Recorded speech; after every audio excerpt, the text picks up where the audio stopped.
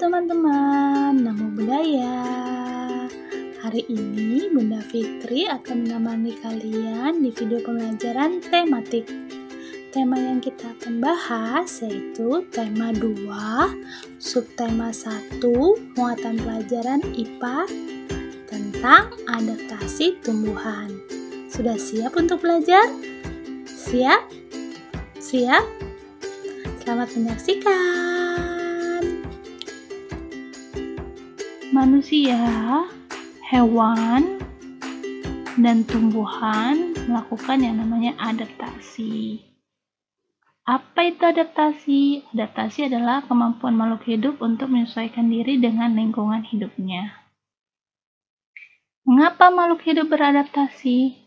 Yang pertama, untuk melindungi diri dari musuh atau pemangsa. Yang kedua, memperoleh makanan. Yang ketiga, untuk bertahan hidup.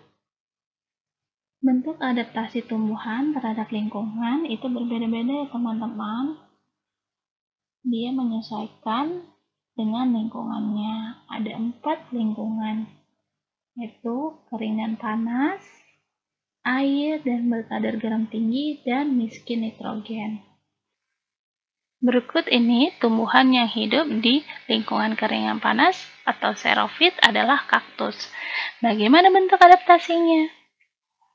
Bentuk adaptasi dari kaktus adalah daun yang akan termodifikasi menjadi duri untuk mengurangi penguapan. Kedua, batangnya tebal untuk berisi banyak cadangan air. Yang ketiga, akarnya panjang untuk mencari sumber air. Yang keempat, permukaan batangnya berlapis lilin untuk mengurangi penguapan. Selain tumbuhan kaktus, ternyata ada tumbuhan lain nih yang hidup di xerofit, yaitu lidah buaya dan pohon kurma. Selanjutnya, tumbuhan yang hidup di lingkungan air atau hidrofit. Contohnya pada enceng gondok.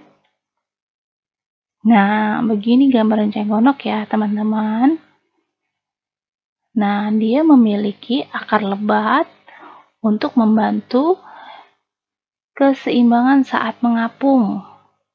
Yang kedua, memiliki pangkal daun yang berongga. Tuh, bentuknya rongganya ini ya, teman-teman ya. Ini batangnya berongga. Itu supaya dia tetap mengapung di air. Yang selanjutnya, bentuk daun mengkilap berlapis lilin agar tidak mudah membusuk karena dia hidupnya di air ya teman-teman. Lanjut adalah teratai. Teratai memiliki daun yang lebar untuk mempermudah penguapan dan mengapung di air. Kemudian daunnya teratai ini berlapis lilin agar tidak mudah membusuk. Jadi sama seperti enceng gondok ya teman-teman. Selanjutnya batang berongga itu untuk membawa oksigen ke dalam batang dan akar. Nah, kita masuk ke tumbuhan yang hidup di kadar garam tinggi atau halofit, contohnya bakau. Nah, tanaman bakau ini biasanya hidup di rawa dan tepi pantai. Memiliki lingkungan perairan yang kadar garamnya tinggi. Lingkungannya berlumpur dan miskin oksigen. Bagaimana cara tumbuhan bakau beradaptasi? Dengan cara menyerap kadar garam yang ada di dalam tanah, kemudian mereka akan menggugurkan daunnya. Itu bentuk adaptasinya yang pertama.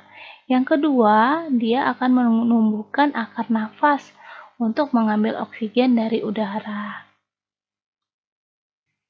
Selanjutnya, tumbuhan yang hidup di lingkungan miskin nitrogen. Tumbuhan ini hidup di tanah yang kekurangan nitrogen ya teman-teman. Banyak kantong semar, Venus, dan Drosera. Terus bagaimana cara mereka memenuhi kandungan nitrogennya? Dengan cara mencerna serangga. Nah, ini contohnya kantong semar. Kantong semar bentuk adaptasinya yaitu daunnya termodifikasi berbentuk piala. Di dalam piala tersebut terdapat nektar yang akan menarik serangga, sehingga serangga masuk, terpeleset, dan jatuh ke dalam cairan dalam piala. Cairan ini yang akan melarutkan serangga, sehingga tumbuhan kantong semak dapat nitrogen. Venus itu disebut dengan tumbuhan insektivora atau tumbuhan pemakan serangga. Bentuk adaptasinya adalah daunnya berbentuk seperti engsel ya teman-teman. Dia akan mengatup saat serangga hinggap di daun tersebut, kemudian akan dicerna oleh Venus dan diambil nitrogennya. Sama dengan Venus, Drosera juga termasuk tumbuhan insektivora ya. Dia menghasilkan nektar yang dapat menarik serangga. Saat serangga hinggap,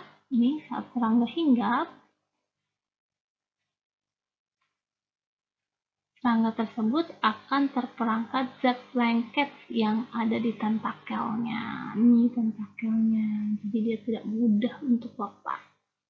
Baru kandungan nitrogennya akan diserap oleh tanaman Drosera.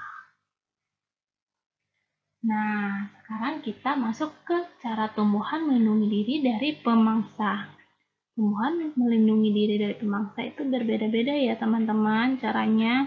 Ada yang menggunakan duri, contohnya pada nanas.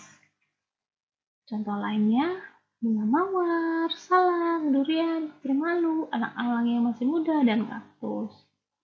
Ada juga yang menggunakan getah, contohnya sukun, sawo, dan nangka.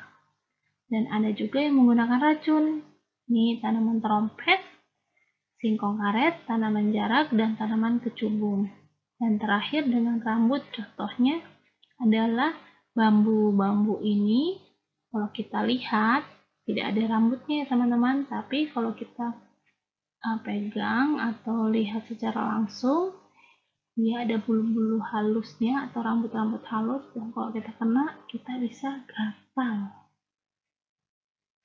Nah, contoh lainnya adalah jelatang atau pulus dan rambutan. Sekian dulu video pembelajaran kita kali ini. Jika kurang jelas, bisa ditanyakan lagi ke Bunda Fitri ataupun Bunda Mira. Sampai jumpa di video pembelajaran selanjutnya.